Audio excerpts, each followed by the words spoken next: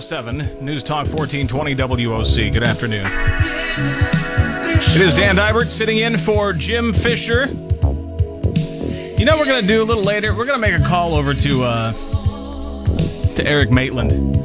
I don't know when the last time we've had a Christmas without snow is. I mean, snow on either side is not... I was looking at the forecast today, and it seems like, I mean, we're in the most likely no snow region for as far as a white Christmas. How weird is it to tell somebody, hey, if you want a white Christmas, you have to go down to Arizona? But that's what you have to do. So I'm gonna we're gonna a little later we'll call a weather professional, and we'll have them tell us. Because I don't remember the last one. It is 3:08 at News Talk 1420 W.O.C. Again, Dan Dybert sitting in for Jim Fisher. And, you know, this is the kind of year where you sort of wax nostalgic and you start thinking about, Christmas past and things in the past and things that you've done. And I tell you, and you know, people that you know, just like the song says, all the people that you know. Well, I think here in the Quad Cities, there's probably only a couple people whose names you could drop, and almost everybody knows who that person is. Joining us on the telephone right now is actually one of those people.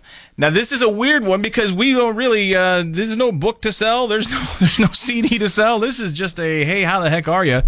Quad City radio legend, the man, the myth, the legend. He is Spike O'Dell. Hey, Spiker, how are you? Danny, man, how are you, my friend? I'm good. It is so good to hear from you. Thank you, partner. Thanks for asking me to join you. It's been a while since I've been on the radio in the Quad Cities. Always good memories. Always a fun time. You know, we should just tell everybody. And I mentioned this before. The first time I was ever in a radio studio, KIIK 104. I was sitting on your lap pushing buttons.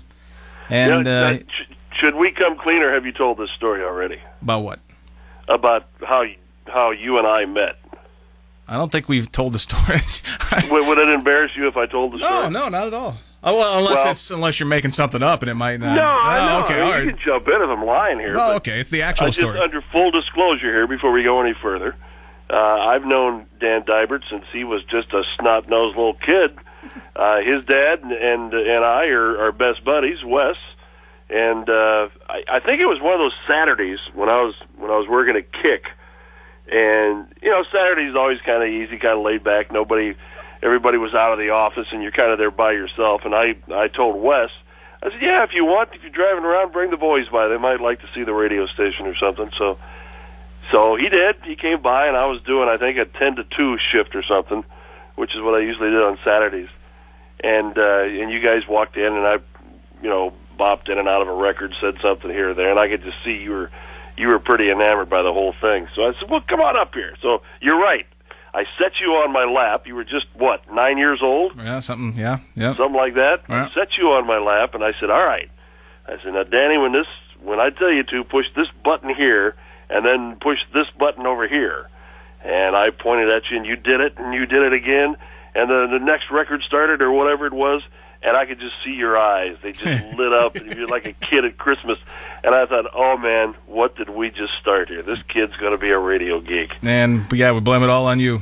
Family. I don't know if the family's forgiven you for that one yet. So. Well, you can blame me. But you know what? You have to agree. Yeah. Radio is the best job that you would do for free, but you don't want to ever tell your boss that.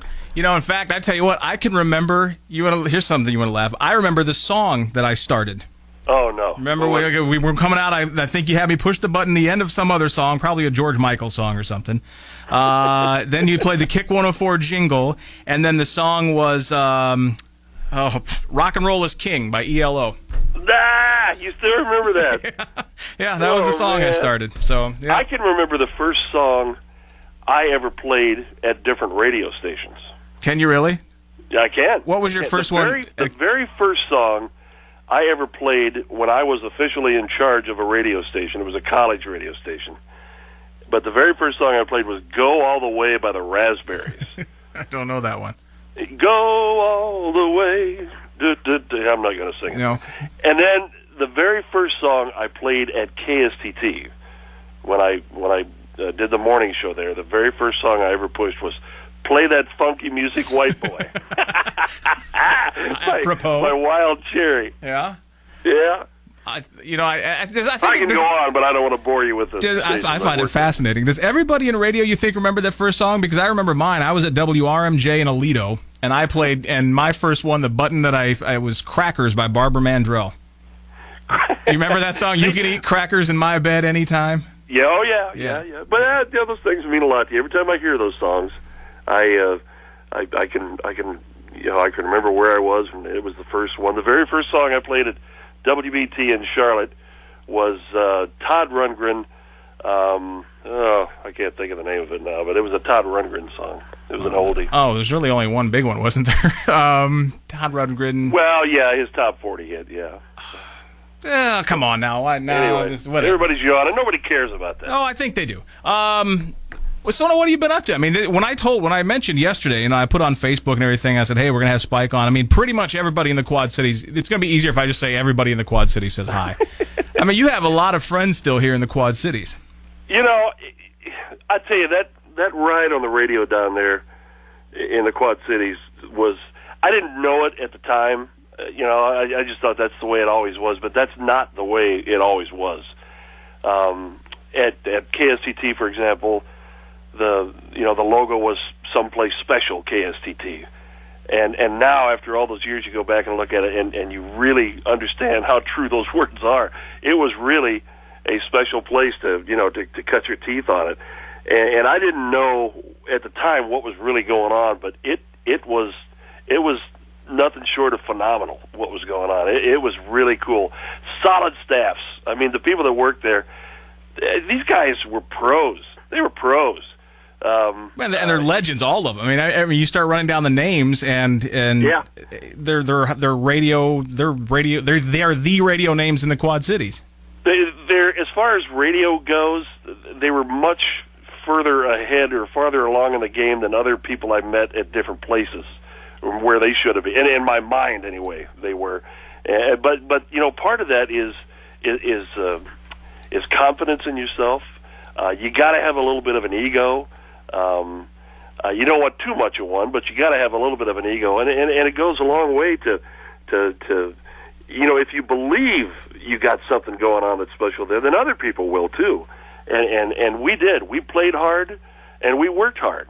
We were in every gymnasium between Minnesota and Missouri playing basketball or donkey ball or whatever they did at the time, and we worked those gymnasium hard.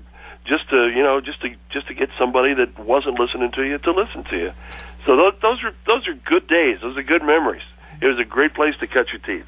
Now, when you get back, you've come back to the Quad Cities many times since you've left. I mean, you lived in Chicago and you came back quite a bit. Now you are down in Tennessee, right? And right. I mean, how often? I know you were back not too long ago, but how often do you get back nowadays?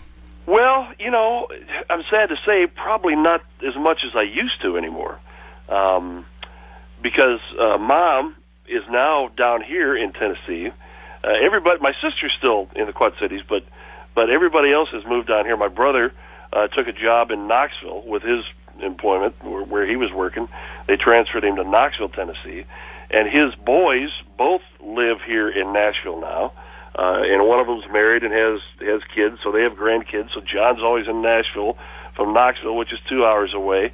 My kids came down here and went to college, and never left. They said they're not going back to Chicago. They love Nashville so much.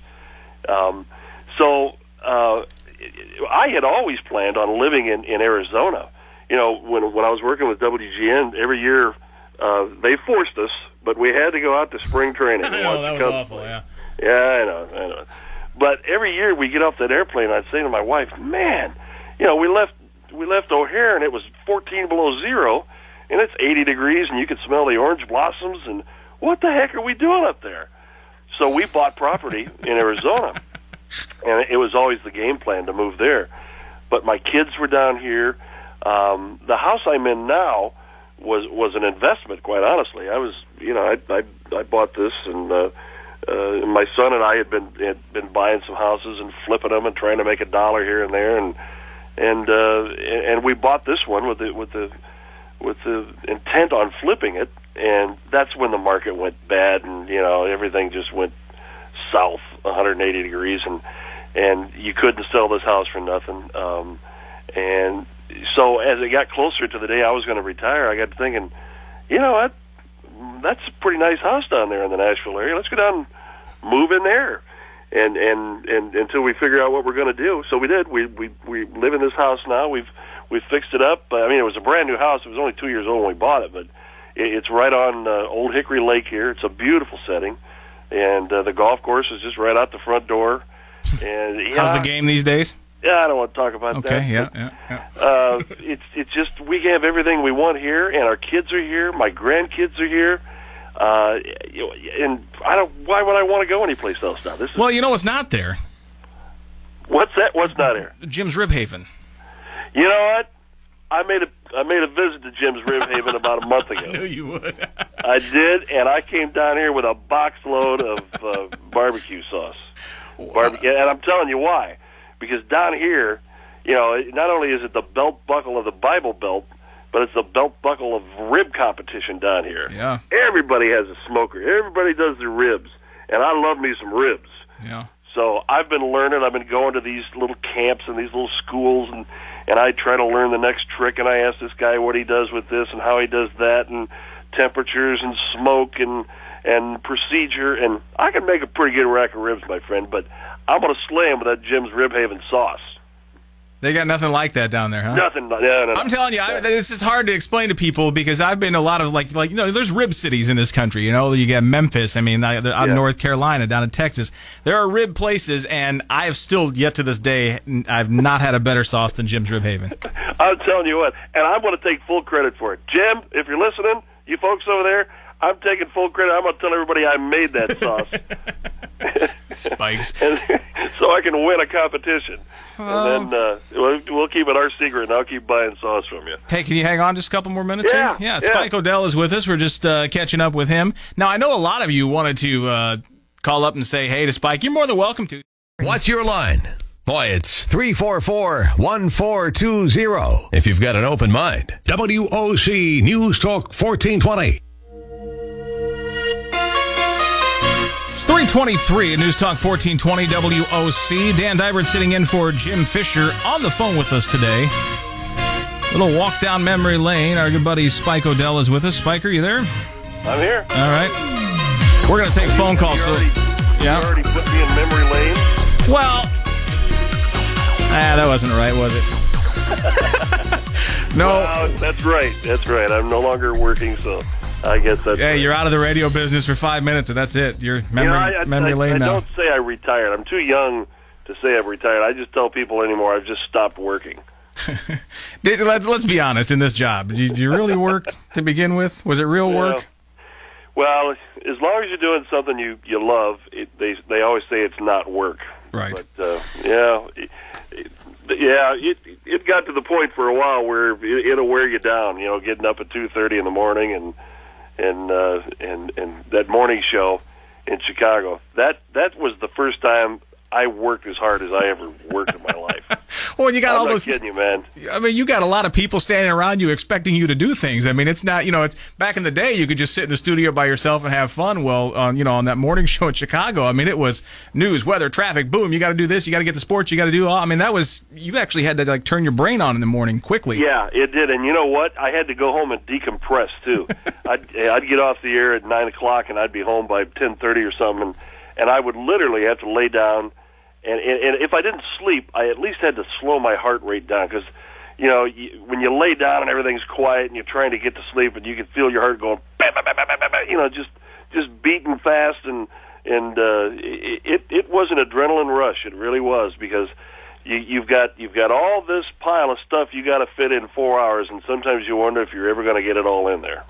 When I said anybody want to chat with Spike, feel free to call up. I mean, of course, the phones light up, and I'm just going to randomly take one for no particular reason. I'm going to just start with line 2 here, okay? I mean, it's just a complete, like I said, it's just no reason whatsoever.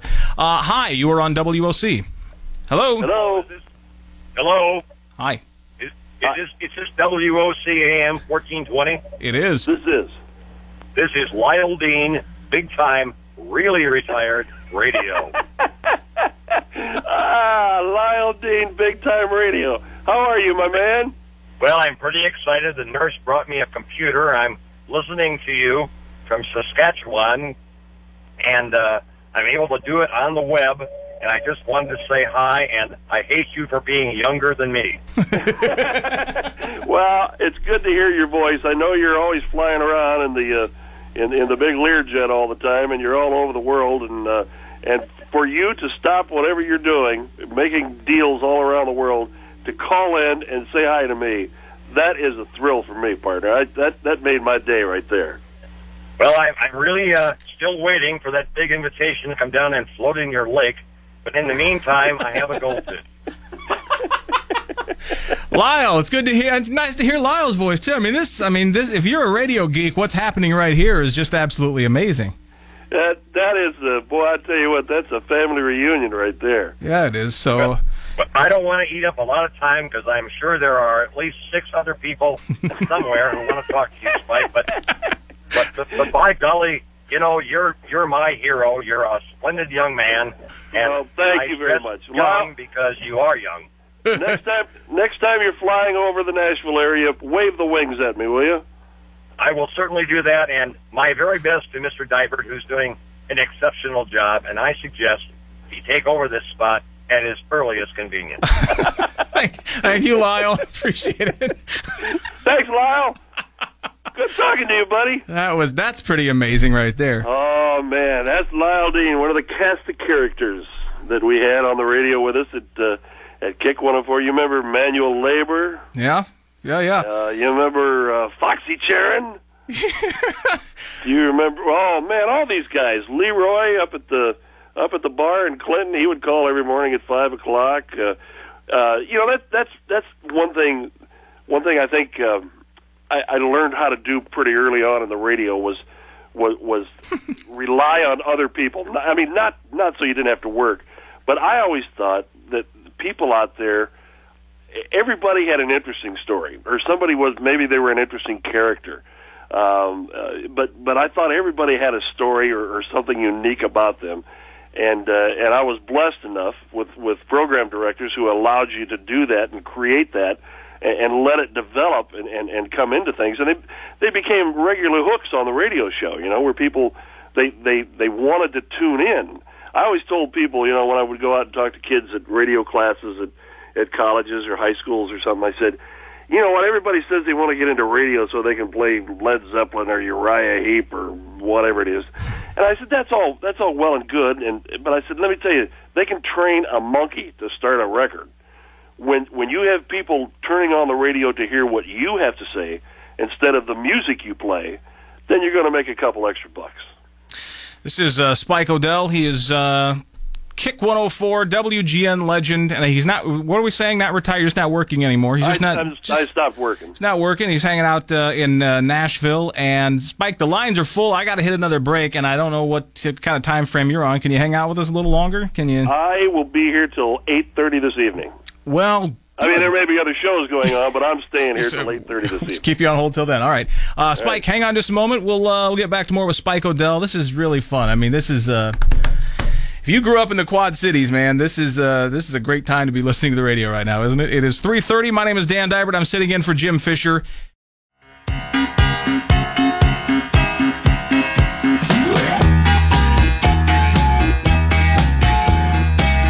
3:35 News Talk 1420 W.O.C. It is Dan Dybert sitting in for Jim Fisher. We are joined, and it is our honor to once again welcome back Spike O'Dell. Hey, Spiker. Hey, babe. All right, so just gonna play a little game here, okay? I want you to finish. I just want to. It's kind of like not the association game, but I'm gonna say a sentence. You just tell me the next thing that comes to mind, okay? Oh, okay. All right, let's see if we can do this. So I grab my coat, and out the door I skittle. But before I punch the clock... You know I'm in the middle of a wham-bam traffic jam. Every day you find another, and it's longer than the other. Oh, gosh. I think growing up, that's my favorite KIIK 104 memory right there, the wham-bam traffic jam.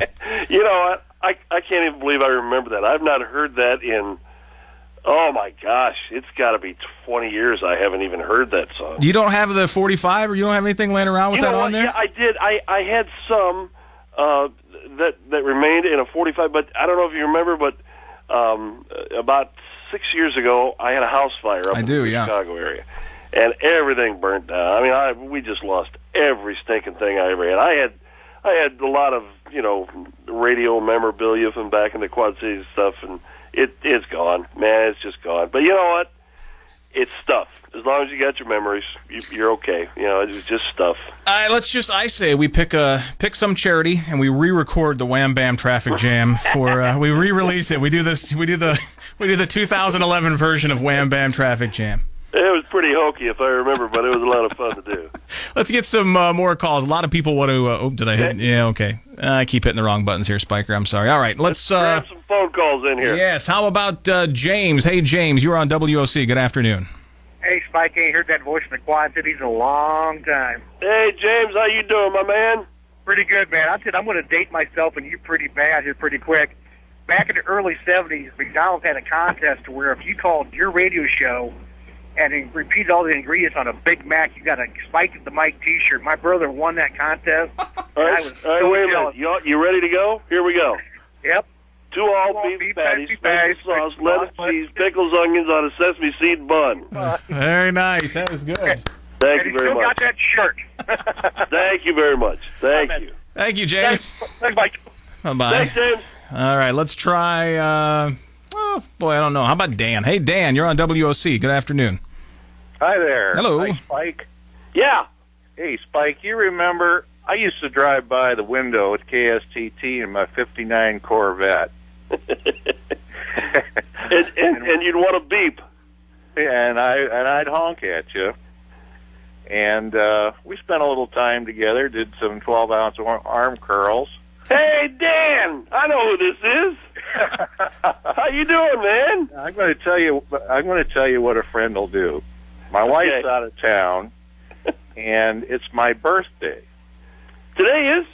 No, it's my birthday when my wife's out of town. Okay, I got you. This is the late 70s. Well, my wife calls Spike and says, I know what time he gets up. He wakes up to KStt'd, and I want you to play this song. And you did. You played the long version of Someone Left the Cake Out in the Rain. It's got to be 9 minutes long. Yeah, McGarthy's Park, yeah. And screwed up his entire morning schedule, commercials, songs, everything. But that's what a friend will do. Oh, yeah. How you doing, partner? I'm doing well, buddy. Are you flying still? Nope, sold it. Sold it? I'm at the point in my life I don't have to be anywhere anymore. Yeah, boy, that's what I do. For the first 6 months after I came down here and left the radio job, first time I didn't have to work in my life, I kept waking up in the morning, going out to the coffee table, and I'd ask my wife, is it Saturday again? Is it still Saturday? It was the greatest feeling in the world. Hey, Dan, we appreciate the call. It was good catching up, all right? Thank you. Thanks, Dan. Hey, Spike, do you find this funny that, you were in a position, between the Quad Cities and Chicago to meet a whole bunch of people. I mean, and it's probably a good thing, and I'm sure you enjoy that. It's kind of like it's a wonderful life thing. You don't really realize the impact you have on somebody until you talk to them 8, 9, 10, 15, 20 years later, and they remember you playing a song for them. Yeah. Or driving by and honking a horn for them. At the moment, it's no big deal to you, but people remember that. That's a very good point. And when that point settled into me, or when it made an impact on me and what I do, or what I did for a living, I remember I think it was a Cubs convention or something, and somebody was up from a little town between Springfield and St. Louis, and they would listen to me all the time on the radio, and she said something to me that I said something on the air that changed her life. I mean, a radical impact on her life. And she told me what it was that I said. Honestly, I have no idea. I have no remembrance of saying that. But she had tears in her eyes. Whatever it was, it made that big of a difference, and that impacted me. I always would think, you know what? That's a big responsibility, talking to 1 million people on a big radio station blowing out of Chicago like that. Have fun, be your goofy self, but you got a little responsibility too, and that really hit home with me. I always think of that very conversation with that lady. get some more calls on here. How about we bring in Robert, who's been hanging on here for a while. Robert, you're on W.O.C. Good afternoon. And you're listening to KStt'd with Spike the Mike Odell, man. Oh, hey, 1976, summer, 23rd Avenue, Moline, hungry hobo. I'm taking orders and serving, making sandwiches. You walk in, I look up, see you walk in, don't know who you are. Listen to you all the time. And you started to order your sandwich. When I looked down to write the order, I looked back up, Spike! Hey, man, you don't have the voice you had then, but it's still cool that you're here. Oh, it's very kind. Thank you for saying that. That would happen to me at drive-thrus too. I'd go to the Burger King and at the drive-thru window. I'd say, "Yeah, give me a Whaler and 2 fries and whatever." And they go, "Spike!" Hey, it's rough on a Spike when we were born before space age was done. And I tell my kids, FM, what's FM? We had AM only.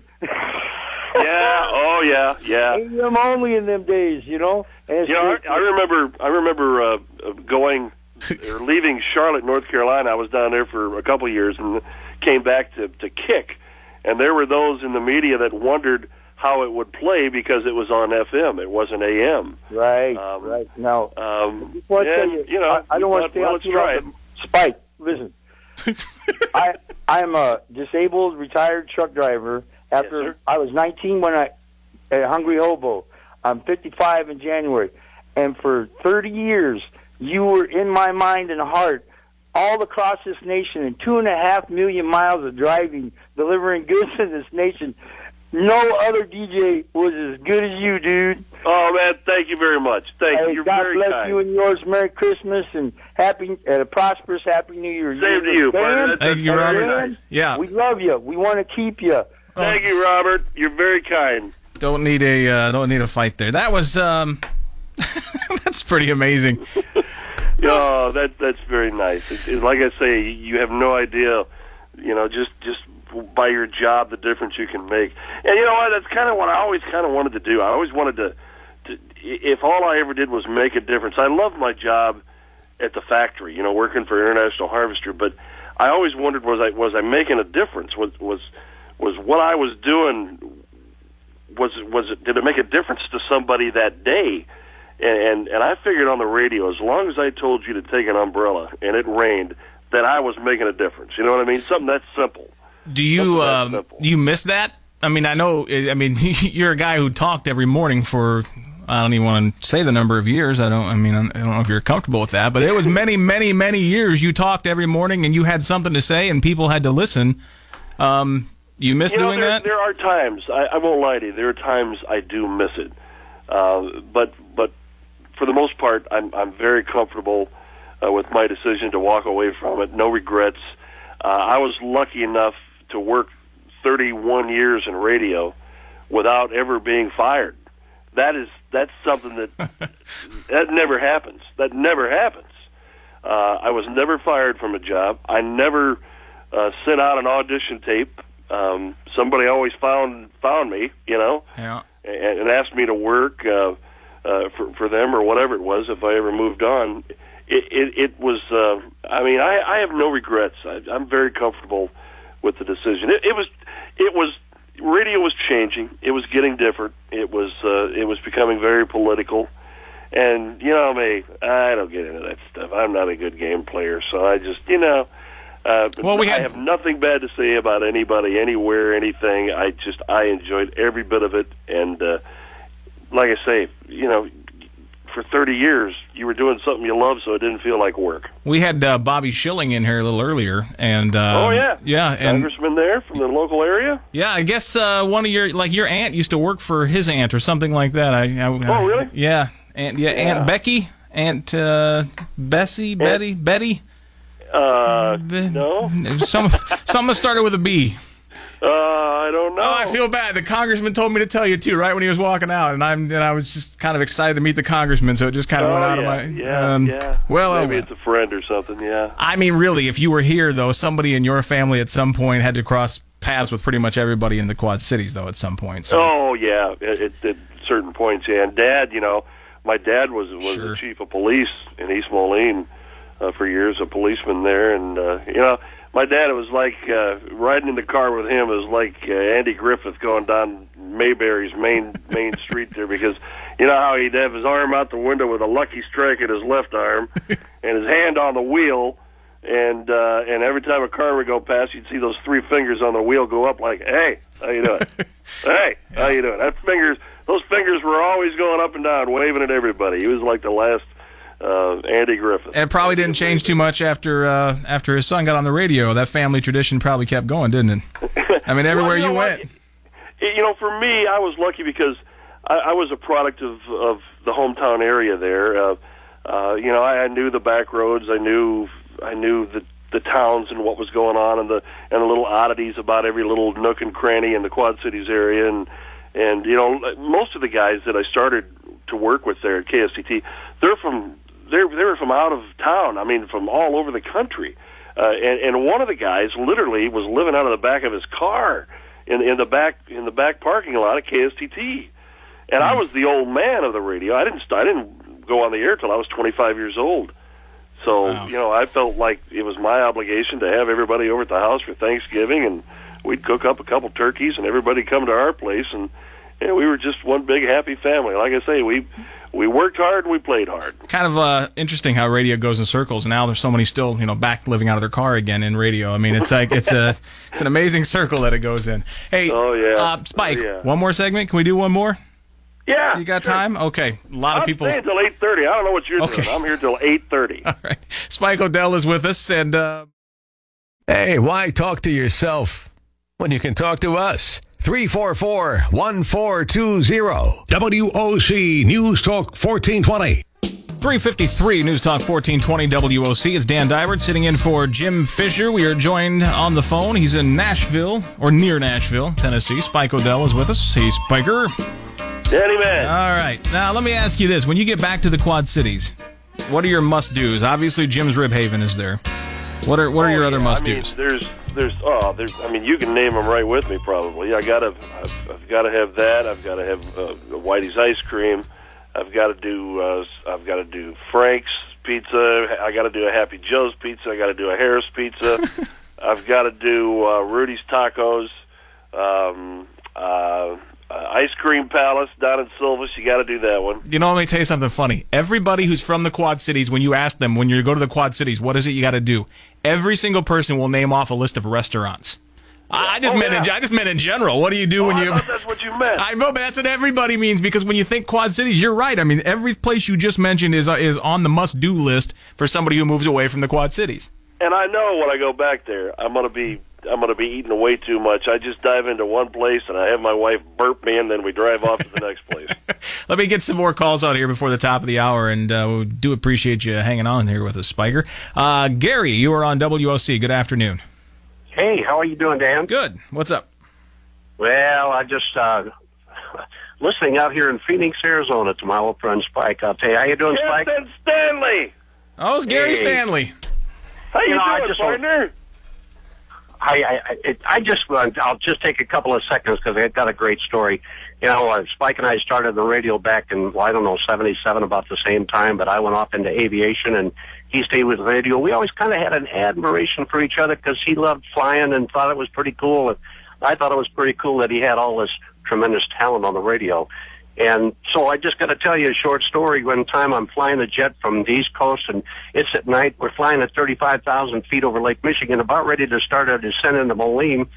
And I call Spike on the cell phone, and he runs out in the backyard and with his flashlight, and he's down there in his backyard with his flashlight. I'm at 35,000 feet, and I see his flashlight, and I flashed my landing lights at him, and we had a good laugh about it. Remember that, Spike? The neat thing about that was, I said, I see an airplane, Gary. I see something way up there, but it's way south. I said, can you shut all your lights off for a second? And you did. And I said, I'll be darned, that's him. Hey, 30 miles away, but I saw him. Yeah, Gary, I'll tell you something else. How many times did you and I mean, I knew you through Dad, and I met you probably a couple times, and we went on one flight. I remember you took us to Cedar Rapids because it was a ferry flight. You were taking somebody over there real quick. It's because of that flight and because of you that I actually went and got my pilot's license. I know, you're stunned. I know, Gary, you're stunned, aren't you? I think he just fell off. Just lose him. Oh, well, we lost him. Thanks for calling, Cap. Yeah, appreciate that. But yeah, that's funny. Let me see. I got about a minute, so I'm going to get Jeff's been hanging on for a while here, Spike. Okay. Jeff, you're on W.O.C. Hi. How you doing, Spike? Do you by any chance remember Walk, walk, walk, walk? Chicken Man. He's everywhere. He's everywhere. Yeah. Do you remember? Don't ask me why that was the one thing that I primarily remembered about your show was Chicken Man. Yeah, Chicken Man. Chicken Man was actually on KStt'd before I was there, but we did bring it back. It came back in a redone session. So yeah, we did play some Chicken Man there. Yeah, it was funny stuff, man. Funny stuff. Hey, Jeff, thanks for hanging. Spike, I got less than a minute here, but I just wanted to say thanks for, coming on, and thanks for talking with us. And I know there's still a lot of people waiting to get a chance to speak with you. Are you on Facebook, or can people, how do people stay in touch now that you're back in? Yeah, I'm on Facebook, and I just, I've got a little, I'm a serious bird watcher now that I'm not working anymore. So you can check out my webpage at bluebirdlovers.com. All right, and I have, and you got the bird cam. Is it going now? I haven't been there for a while. I've got it off now because it's winter, but in the spring I've got the camera actually in the bluebird nest. That's pretty neat, actually. It's pretty cool, yeah. Spiker, good to talk to you again, sir. Thank you so much. Give my best to your family, and thanks, Danny. All the best. Spike O'Dell, appreciate it. Live from Nashville.